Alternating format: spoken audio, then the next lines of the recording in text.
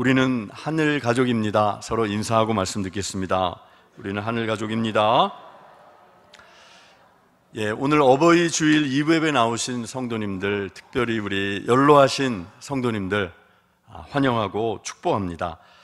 어제 오후부터 비가 제법 내려서 오늘은 어버이 주일인데 비가 좀 안 내리거나 조금 내렸으면 좋겠습니다, 이런 마음을 품고 또 기도도 하고 그랬는데 하나님이 선하게 응답해 주셔서 너무나 감사합니다.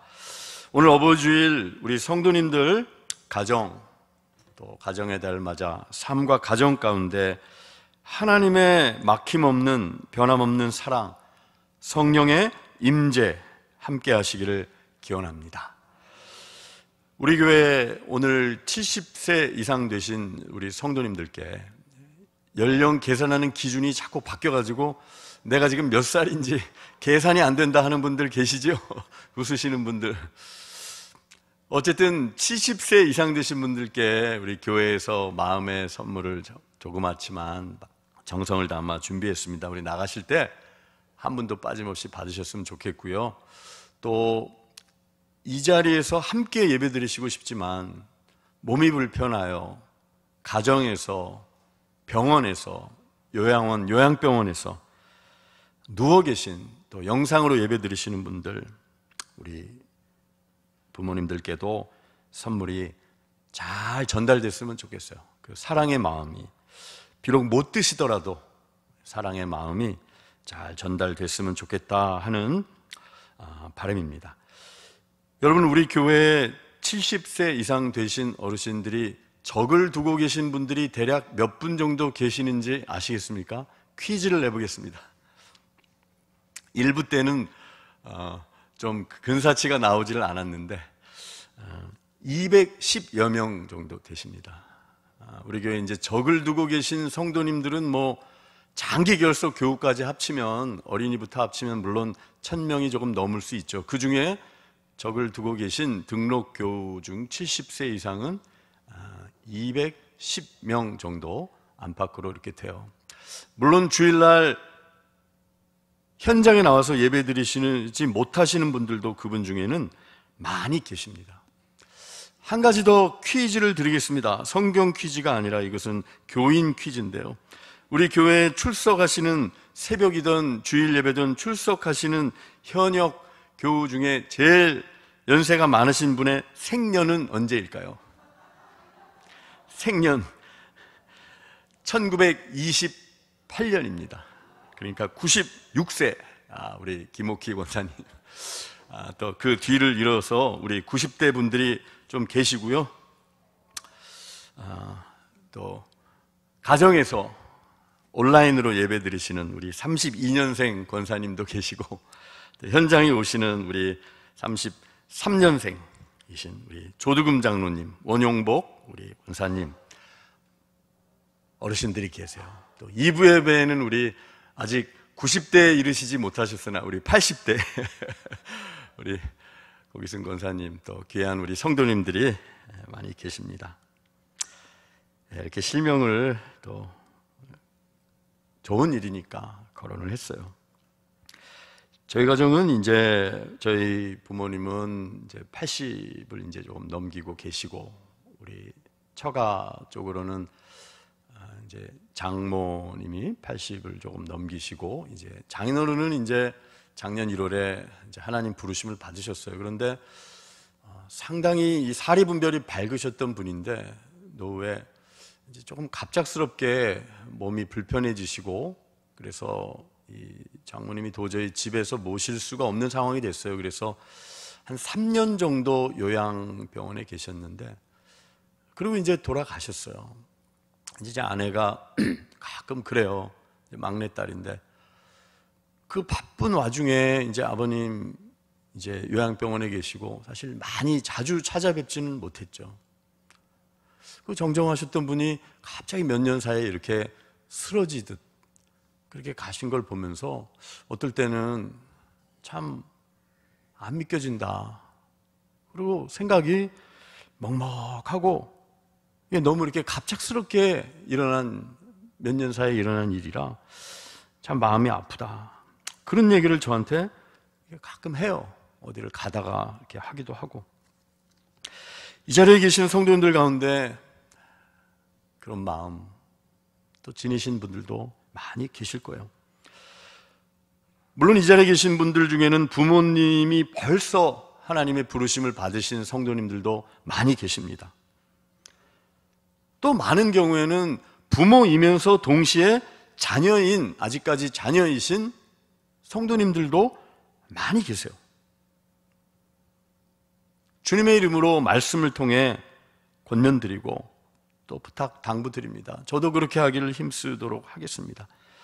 섬기실 수 있을 때, 우리 보통 요양원으로 가실 수도 있고 가정에서 모실 수도 있고 또 의료 도움이 긴급하게 필요한 상황이거나 하면 요양병원으로 가실 수도 있고, 그렇지만 아직 살아 계실 때 한 번이라도 더 문안 드리고 또 뵙고 기도할 수 있는 그런 부모 공경의 도를 다하는 우리 경동제일 하늘 가족 되기를 소망합니다.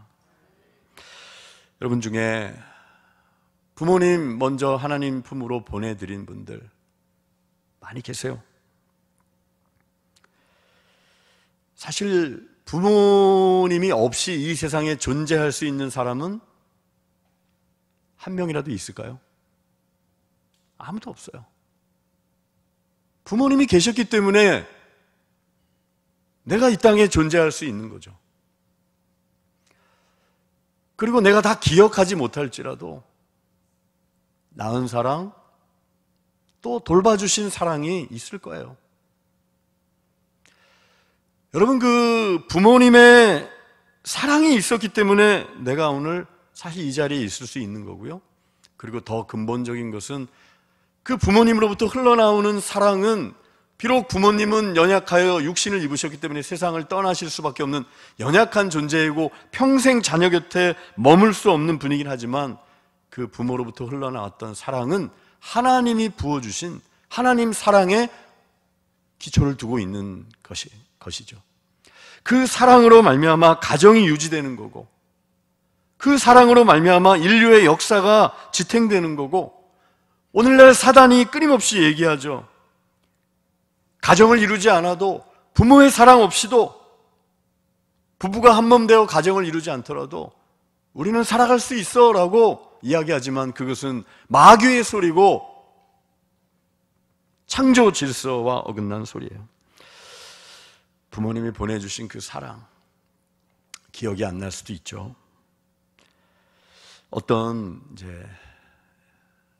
선교단체를 섬기는 정말 어려운 형편에서 주님의 사역을 감당하는 분이, 사역자가 있었어요. 여성분이었는데 이분이 몸이 좀 불편하고 찌뿌둥한데 사역하러 간 그 시간이 다가와서 배도 고프고 몸도 아픈데 어쨌든 몸을 추스리고 그 사역하는 교회로 이렇게 갔어요. 강의를 하기 위해. 근데 버스를 타고 이렇게 가는데 갑자기 돌아가신 친정어머니가 어릴 때 해줬던 그 음식 하나가 너무 먹고 싶은 거예요. 여러분, 어머님이 어릴 적에 도시락 싸주신 경험 다 많이 기억하시죠? 뭐 제일 기억나세요? 반찬 중에, 어머니 만들어주신 것 중에. 잘 안 들렸어요. 소세지. 맞습니다. 그 도시락 통에 그 소세지도 있었고, 그 계란 후라이 딱 덮어가지고, 김치볶음, 멸치볶음, 뭐 이런 거. 근데 그 여자 사역자분은 침이 넘어가네. 뭐가 기억이 났냐면은 갈치조림이 생각났대요. 어머니가 해주셨던. 그래서 버스에서 몸도 아프고 친정엄마도 생각나고 배도 고프고 주님 엄마가 해줬던 그 갈치조림이 생각나네요. 먹고 싶어요. 한 2시간 정도 그 교회에 가서 사역을 하고 마친 시간이 어정쩡한 4시였어요. 저녁 먹기는 이른 시간이었는데 고픈 배를 움켜쥐고 집으로 가려고 하는데 그때 그 교회 목사님과 사모님이 정이 많으신 분이었던 것 같아요. 아니면 하나님의 감동이었는지 그 간사님을 불렀어요.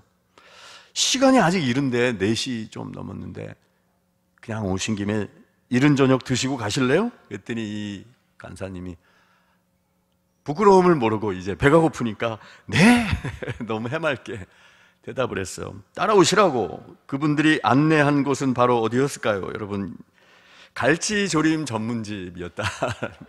생생한 간증입니다. 제가 아는 어떤 간사님인데,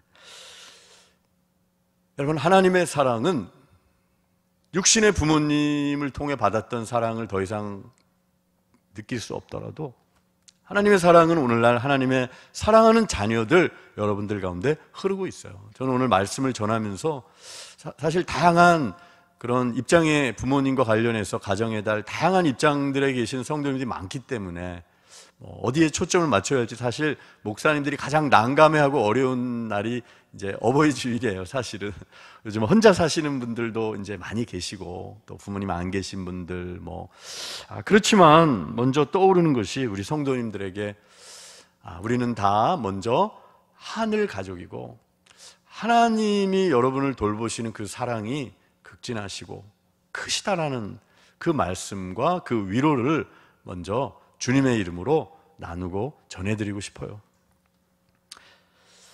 영의 아버지시죠. 사랑의 하나님. 시편에 보면은 아비가 자식을 불쌍히 여김같이 하나님이 자기를 믿는 자들, 경외하는 자들을 불쌍히 여기시느니라. 여러분, 부족하고 연약한 아버지, 어머니, 부모라 할지라도 자식을 근본적으로 불쌍히 여기는 마음이 있어요. 그죠? 불쌍히 여기는 마음. 그게 하나님으로부터 온 거예요. 눈물로 기도하는 마음. 내가 대신 그 고통을 짊어졌으면 좋겠다 하는 마음이 있을 수 있어요. 여러분, 그것이 하나님으로부터 온 마음이에요. 아비가 자식을 불쌍히 여긴 같이 하나님께서 이 시간에 예배드리시는 연세를 불문하고 연세가 많으신 성도님들도 하나님 앞에서는 다 우리가 어린아이 같은 거예요. 우리를 사랑하시고 불쌍히 여기시는 그 아버지 하나님의 사랑을 우리가 오늘 다 받아 누리고 성령께서 그것을 깨닫고 느낄 수 있는 은혜의 역사가 이 시간 있기를 축원합니다. 여러분, 성경에서 하나님께서 창세기에 보면은 남자와 여자를 만드셨는데 먼저 남자를 흙으로 만드셨죠. 그리고 혼자 지내는 것이, 독처하는 것이 쓸쓸해 보이셨어요. 그래서 아담의 갈빗대를 취하여서 하와 여성을 만드셨죠. 그리고 에덴 동산에 먹을 것들, 좋은 실과를, 나무를 심게 하시고 행복한 삶을 사랑하며 아름다운 동산에서 살게 하셨는데, 여러분, 어떤 일이 벌어졌습니까? 그 사랑을 의심하게 만드는 존재가 등장했어요. 누구예요? 사단, 마귀, 뱀으로 나타난 그 마귀가 하나님의 사랑을 의심하도록 아담을 꼬였죠. 정말 하나님이 너를 사랑하신다면 저런 거 이렇게 금하는 거, 선악과 금하지 않으셨을 거야. 너를 그렇게 끝까지 너에게 다 주고 싶어 하시지 않는 것 같아. 그러면서 끊임없이 하나님의 사랑을 의심하게 만들었어요. 그래서 그 선악과를 따먹고 하나님의 사랑을 의심하며 따먹은 죄로 말미암아 그들은 에덴 동산을 상실하게 됐고, 죄악 가운데 인생은 가정이 깨지는 역사가 일어났죠. 형제 간에 살인이 벌어지고, 가인과 아벨, 가정이 깨지고 인생이 파멸로 떨어졌어요. 사단의 역사가 있는 거예요. 하나님의 창조 질서를 거스리는 사단의 역사는 오늘날도 역사하고 있어요. 오늘날도. 여러분, 언급하고 싶지 않지만 가급적 우울한 얘기는 TV나 언론에서 가장 먼저 다루기 때문에 굳이 교회에서 저는 그런 우울한 힘든 얘기는 안 하려고 그래요. 근데 오늘 가정의 달을 맞아 이 이야기는 전하고 싶더라고요. 지난 월요일 대체 공휴일에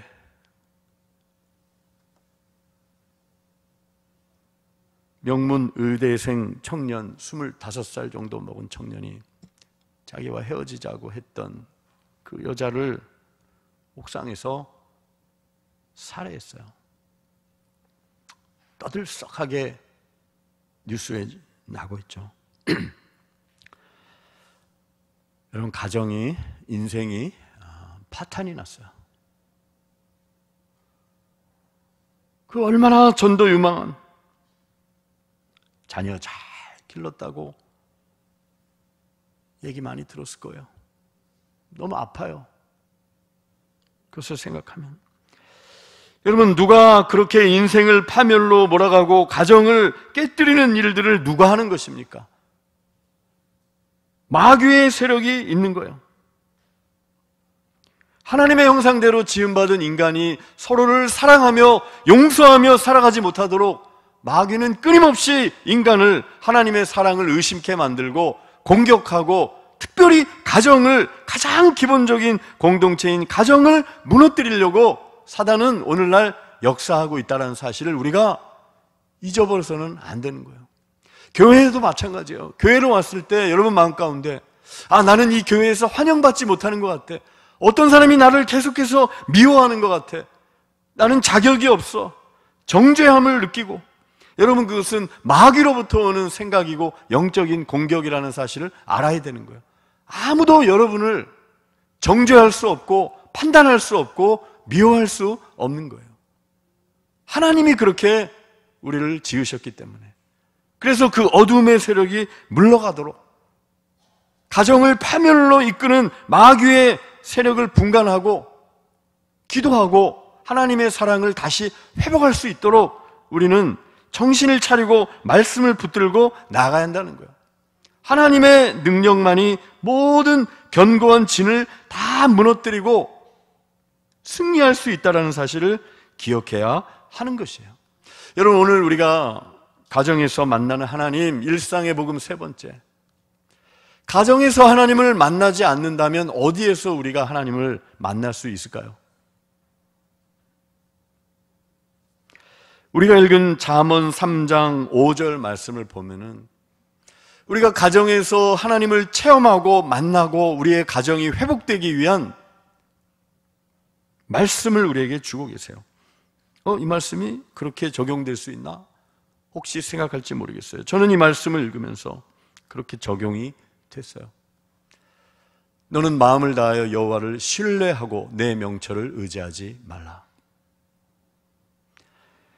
여러분, 오늘날 우리가 얼마나 스스로 뒤이어 나오는 7절의 말씀처럼 스스로 지혜롭게 여기기 때문에, 하나님을 범사에 인정하지 않기 때문에 가정에 관련된 자녀 교육과 관련하여 부모 공경과 관련하여 하나님이 허락하신 소중한 가정을 이루어가는 모든 측면에 있어서 하나님의 말씀대로 행하지 않고 내 생각과 계획을, 지혜를 앞세웠기 때문에 너무나 우리는 뼈아픈 아픔을 겪고 있고 가정이 무너지고 깨지는 역사를 경험하고 있다라는 것이에요.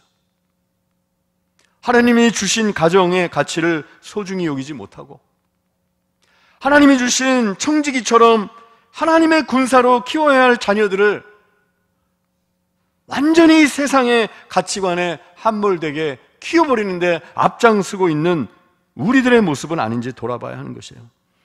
내 명철을 의지하지 말라. 여러분, 여기서 우리가 다시 출발해야 하는 거예요. 하나님, 가정생활, 내 스스로 잘할 수 있다고 생각했던 모든 가정과 자녀, 가장 소중한 사람들과의 관계에 있어서 내가 하나님의 말씀을 더 순종하겠습니다. 신뢰하겠습니다. 내 명철과 방법을 의지하지 않겠습니다. 여러분, 이러한 회개와 이런 고백, 하나님에 대한 신뢰가 우리 가운데 먼저 회복되기를 원합니다. 하나님이 맡아서 해주시는 거예요. 어떤 선교사님이 너무나 삶이 힘들어서 그 사모님이 조그맣게 하는 그 일을 통해서 생업이 유지되면서 선교 활동을 하는데 그만두고 옛날에 그 직업을 찾아가야 되겠다, 전문직이었기 때문에 결심한 어느 순간 아침에 잠언 3장 5절의 말씀을 들으면서 하나님이 강하게 말씀을 하셨어요. 너는 마음을 다하여 내 명철을 의지하지 말라. 내가 너의 필요를 다 알고 있다. 강력한 말씀을 듣고 하나님, 내가 내 계획대로 이 가정을 어떻게 꾸려가나 염려했던 것 회개합니다. 하나님이 나의 필요를 다 알고 계신다니 내 머리와 좁은 생각으로 스스로 지혜롭게 여기며 행하려 했던 것을 회개합니다. 이 잠언 3장 5절 말씀 앞에서 깨지고 하나님의 귀한 사역을 일평생 감당했어요. 그분을 통해서 귀한 하나님의 종들이 배출됐어요. 여러분, 오늘 동일하게 그 말씀이 잠언 3장 5절의 말씀이 하나님, 내가 염려하는 것들, 내 명철을 의지하지 않기 원합니다. 자녀를 키움에 있어서, 경제적인 문제에 있어서, 여러분 오늘 말씀 우리가 읽지는 않았지만 3장 9절 10절에 이어지는 말씀이 무엇이에요? 가정 경제에 관한 이야기예요. 먼저 처음 익은 열매로 제물로 공경하라. 그러면 창고가 넘치도록 채워줄 것이다. 그런데 우리는 이 말씀 따로, 삶의 적용 따로죠. 내 지혜가 더 먼저예요. 재테크 방식이 더 먼저예요. 오늘 본문의 주제는 아니기 때문에 9절 10절은 따로 다루지는 않았어요. 하나님이 다시 근본으로 돌아가라고 말씀하시는 부분이 무엇인지 우리가 하나님의 음성을 이 시간 듣기 원합니다. 주님, 내가 스스로 지혜롭게 여겨서 포기했던 것들, 스스로 지혜롭게 여겨서 이를 그르칠 위험에 처한 것들, 다시 하나님 한 분만을 붙들고 말씀의 기초에 서기 원합니다. 여러분, 이것이 회복되는 역사, 또 어디에서부터 회복해야 하는지 제가 적용점 하나를 말씀드릴 거예요, 이따가. 여러분, 오늘 말씀 보면은 여호와를 경외하며 악을 떠나게 될 때 스스로 지혜 있다 하지 않고 주님 방식대로 살아가기로 결정할 때 약속의 말씀이 무엇입니까? 8절 같이 읽겠습니다. 8절 시작. 이것이 내 몸에 양약이 되어, 아멘. 세번역 성경에는 이렇게 나와 있어요. 그러면 이것이 너의 몸에 보약이 되어, 보약이 된다는 거예요. 그래서 그 다음 구절이 참 저는 다가왔어요. 상처가 낫고 아픔이 사라질 것이다. 상처가 낫고 아픔이 사라질 것이다. 특별히 가족과 관련된 문제에 있어서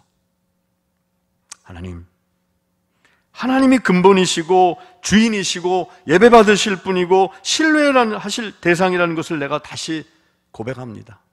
내 명철을 의지하지 않고 이제 말씀대로 해보겠습니다. 주님, 그렇게 할 때 주님이 그 모든 순종이 내 몸에 약이 되고 우리 가정에 상처가 낫고 아픔이 사라지는 역사가 있게 되는 줄 믿습니다. 여러분이 약속의 말씀을 꼭 신뢰하실 수 있기 바랍니다. 그런데 문제는 항상 있어요. 그 녀석, 그놈 사단 때문이에요. 여러분, 사탄은 예수님이 뭐라고 불렀냐면 사단을 거짓의 아비라고 불렀어요. 거짓의 아비. 그런 방식대로 하면 안 돼. 너희 가정은 회복될 수 없어. 하나님의 사랑, 가족의 사랑, 그 주님의 사랑을 의심하게 만들고 끊임없이 불신하게 만드는 거예요. 뱀이 아담을 속였던 것처럼 하나님의 사랑을 의심하도록 한 번만 이렇게 해봐. 여러분, 그러다가 죄가 들어온 거예요. 오늘 말씀에 너는 범사의 그를 인정하라. 여러분, 범사의 하나님을 인정하는 길이 무엇이겠습니까? 이 말씀은 마태복음 7장에서 읽은 말씀과 이제 연결되어서 제가 한 가지 적용점을 말씀드릴게요. 마태복음 7장에서 우리는 산상수훈의 결론의 말씀을 읽었어요. 모래 위에 집은 집은 인생의 비바람과 풍랑이 칠 때 무너지고 만다라는 것이죠. 잘 한 것 같지만, 잘 키운 것 같지만 세상의 방식에 기초했을 때 결정적인 순간에 무너지고 만다는 거예요. 그때 땅을 치고 후회할 수 있다는 거예요. 그렇지만 어리석어 보이지만 하나님의 길을 선택하고 하나님을 우선해 두고 나아갈 때 어리석어 보이지만 그것이 긴 안목으로 봤을 때 인생을 흔들리지 않는 반석 위에 집을 짓도록 하는 그것이라는 거예요. 저는 말씀을 적용하면서 우리 지난주에 이어서 우리 가정에 관한 말씀을 계속 듣고 있어요. 거기 주보 사면의 설교 요약에도 제가 지난주 설교의 핵심도 간단하게 요약하면서 오늘 말씀을 조금 설명했는데요. 우리가 범사의 그분을 인정하며 반석 위에 집을 짓는 것은 어디서부터 출발하면 좋을까? 우리의 가정이 좀 회복되기를 원하는데 창조 질서에 따른 그 아름다운 가정의 모습이 임마누엘 예수만 섬기는 그 가정의 모습이 남의 가정의 모습이 아니라 우리 가정의 모습이길 원할진데 어디에서부터 출발하면 좋을까? 저는 그것이 하나님을 교회에서뿐만 아니라 가정에서 예배하는 것으로부터 시작한다라고 말씀을 전합니다. 예배 그러면 우리가 너무 식상하죠. 가정 예배, 교회에서 드리는 또 뭐 형식적인 형식을 따른 묵찬, 기찬, 설기찬 이것이 안 되기 때문에 예배 드리는 게 어렵다, 자녀가 지루해한다, 쑥스럽다, 피곤하기 때문에 안 된다. 저 같은 사역자는 밖에서 예배를 너무 많이 드리니까 집에서는 이제 좀 쉬자 이렇게 접근할 수 있을 거예요. 그러나 여러분, 예배는 가장 하나님을 신뢰하는, 내 명철을 의지하지 않는 첫 발걸음이에요. 먼저 어떻게 가정에서의 예배 우리가 시작할 수 있을까요? 저 여러분이 이 말씀 듣고 같이 순종하기 원해요. 찬양과 감사로 시작하는 거예요. 혼자 있을 때라도. 저밖에 없는데요, 예수 믿는 사람. 그럼 혼자라도 찬양 드릴 때 저 어둠의 권세는 힘이 없네, 원수는 떠내, 찬양 드릴 때 어둠의 영이 떠나가고 밝은 빛이 영적으로 임하게 되는 것이에요. 그리고 여러분, 가정 예배를 드릴 때 찬양 드리고 감사의 기도로 나아가실 수 있기를 바랍니다. 감사의 기도. 같이 살고 있는 사람들에 대해서, 가족들에 대해서 특별히 눈을 씻고 봐도 감사의 제목이 없습니다라고 하시는 분들 손 들어보세요. 많이 계실 거예요. 그런데 여러분, 자녀나 배우자나 부모님이나 같이 살고 있는 가족들 혹은 떨어져 있는 가족들, 원래 감사의 제목은요, 눈을 씻고 살펴봐야 감사할 제목을 찾을 수 있는 거예요. 교회 나오지 않는 배우자, 남편, 원망스럽고 그렇지만 그래도 한편 생각해 보면은 그래도 내가 예수 믿도록 교회 나가는 거를 짐 보따리를 싸고 막지는 않는구나.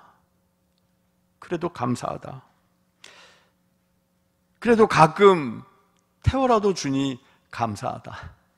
여기서부터 일단 출발하세요. 자녀들,